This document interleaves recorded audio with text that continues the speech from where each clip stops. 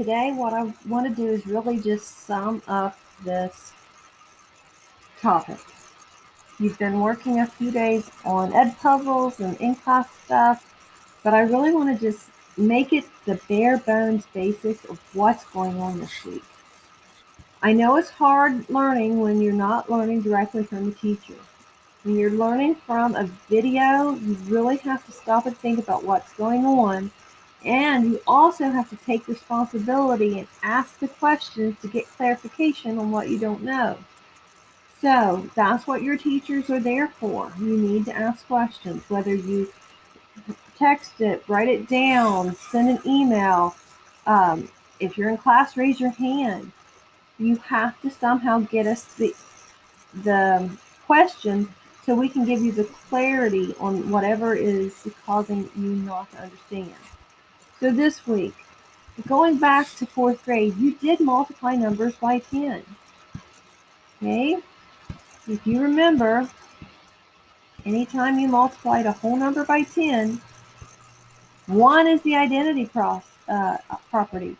So we know 6 will be in our answer. The 0 is just indicating that we're going to be moving that decimal. When you multiply by a whole number, it's going to get bigger. So you have to look at where the decimal is. Well, in this particular problem, in this number, it is a hidden decimal. In mathematics, we do not write it when we have whole numbers. It's hidden, it's invisible. It's kind of like the decimal has a superpower, and it can turn invisible if it's at the end of a whole number. But we need to move this decimal to make it get bigger. So what we're going to do is move it one time, and now we have to fill in this place value. Well, any empty swoop, you're going to hear me say throughout the year, is going to put a 0 in it. So our new answer then would be 6, 0. Now, if you had to put the point in, it would be here at the end. But again, in math, it's invisible, and we do not write it there.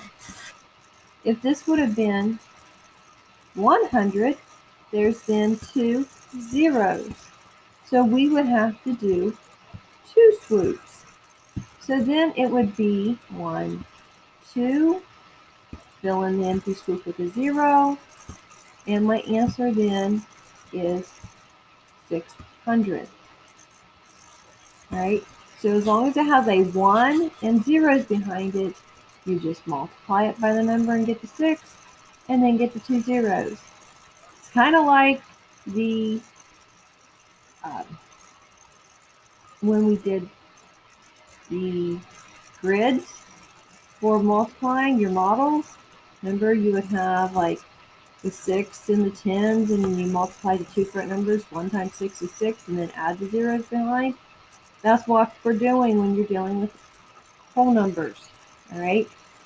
But technically, you're adding 2 zeros, but it's moving that decimal point, because this year the decimal could be anywhere.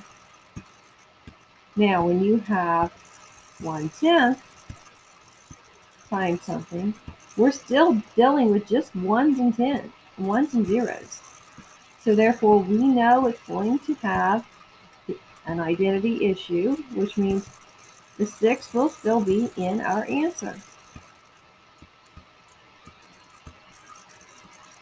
Now, again, that decimal here is hidden. It's there. This has 1 0. It means we're moving it one time. You're going to hear me say multiple times throughout the year, fractions are division. This slash here means it was cut, it was divided into 10 pieces, and we have 1. That's what a fraction sign means. It's been divided. It's been divided into 10 pieces, we got 1. So dividing makes it smaller. We're going to move it one time. It's going to go this way. Okay, so now my decimal is here. So you would have 0.6, also known as 6/10. If you would have had 1 over 100, which is 100th, times 6,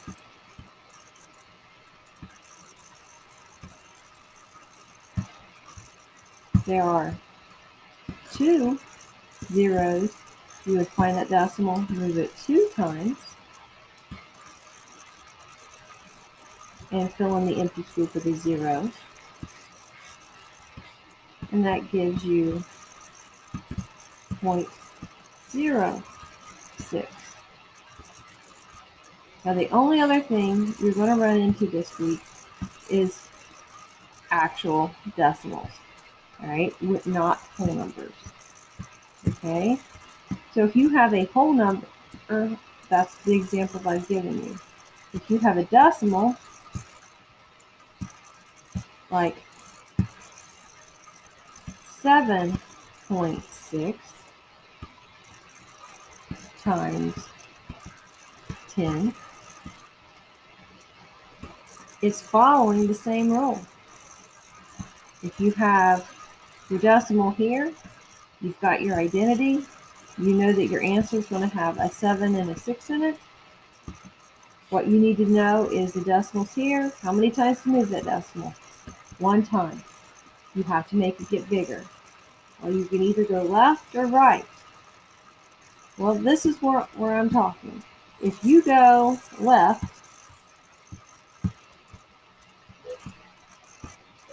you get 7, 6, but you get you get the point in front. If you would go right,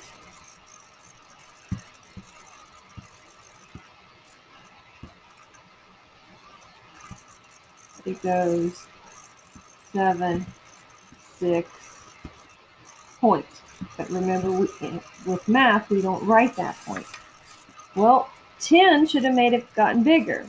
Which one's bigger, 76 or 0.76? This is like $76. This is like 76 cents. Well, we want the bigger one. So the decimal goes at the end, which is invisible. So 76 is our answer. Sometimes move it both ways.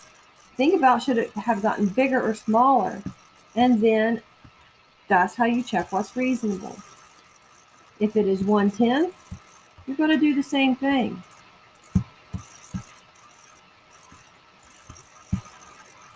You're going to look and say, should it have gotten bigger or should it have gotten smaller? Well, let's look at this one. If we would have made this one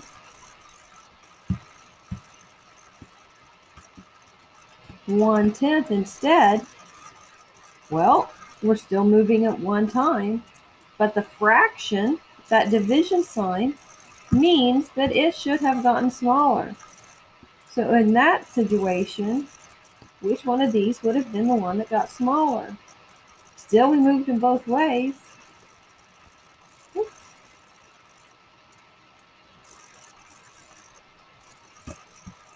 Okay, in that situation, the one that was 0.76 got smaller, and that would have been our answer.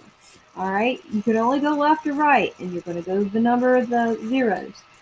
Then ask yourself, was it supposed to get bigger or was it supposed to get smaller? 1/10 gets smaller. A fraction gets smaller. A whole number gets bigger. Let's use our examples now. Okay, if you can do well on these examples, you should do well on the quiz next week. I highly recommend that if you choose to study, you use the Edpuzzle from today and from Monday. We will have another one Monday. Ashton wrote a decimal. The value of the 8 in his decimal is 10 times the value 10 times. Okay? Just because it is in words doesn't mean it's not math. This and this is the same thing. This 0 did not move where the 8 is. It's 8 thousandths no matter how you look at it. Well, 10 times 8 thousandths. Want to get bigger or smaller? How many times are we moving it? I want you to go ahead and look at the answer choices, make your decision, and then I'll be back in just a few minutes to explain it.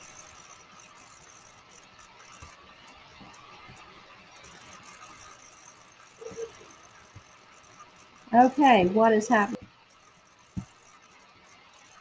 1, 0. We're going to move the decimal one time. It's going to get bigger. So it's going here. That makes it 0.08. So you just need to find the one where the 8 is 1, 2 places after the decimal. Well, here it's before the decimal. Here it's 1 after. Here it is 1, 2 after. So it is C. Okay, the next problem.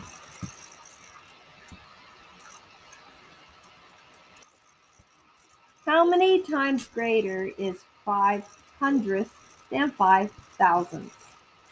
On this one, what you need to see how many times it moved and did it get bigger or smaller. That will tell you whether or not to pick a fraction or a whole number. I'm going to let you put in your answer and then we'll go over it. So now that you've made your choice, let's see if you were right. So on this one, the 5 is 1, 2 places after the decimal. This one, it is 1, 2, 3 places after the decimal. So that means it only moved one time. So I need 1, 0. It kind of gives it away in the answer. It tells you it's greater. One way I usually tell this if something is greater is I give them the exact same amount of decimal places without moving any. This one needed one more, so if I put a 0 behind this, you can easily see that this one is 50 and this one is 5. All right, so this one is bigger. It is one time, 1, 0, so that would be 10 times greater. The next question.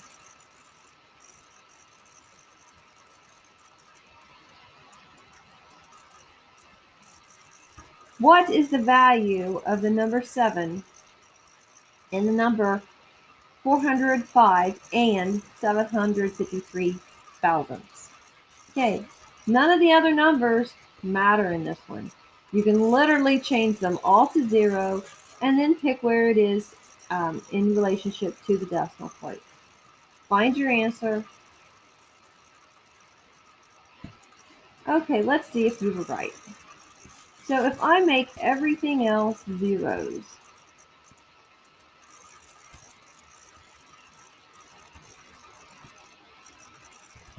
the 7 needs right after the decimal point.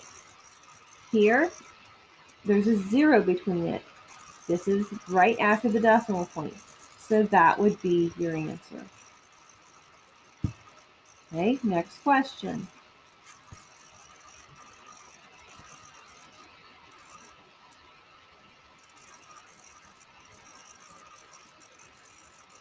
Zane wrote a decimal in his notebook. The value of the 9 in his decimal is equal to 1/10 of 0.09, which is 9/100. Which of the decimals, which of the following numbers could be his decimal? Well, of, all year long, if you were working with fractions, of means times. So 1/10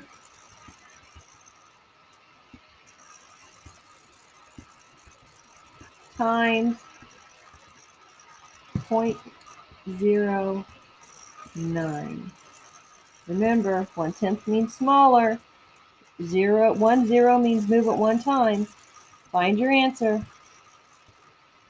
So, like I said, 1, 0, moving it one time. Fraction bar, fractions mean division. We can only move it two ways. If we move it once to the right, it becomes 0.9. If we move it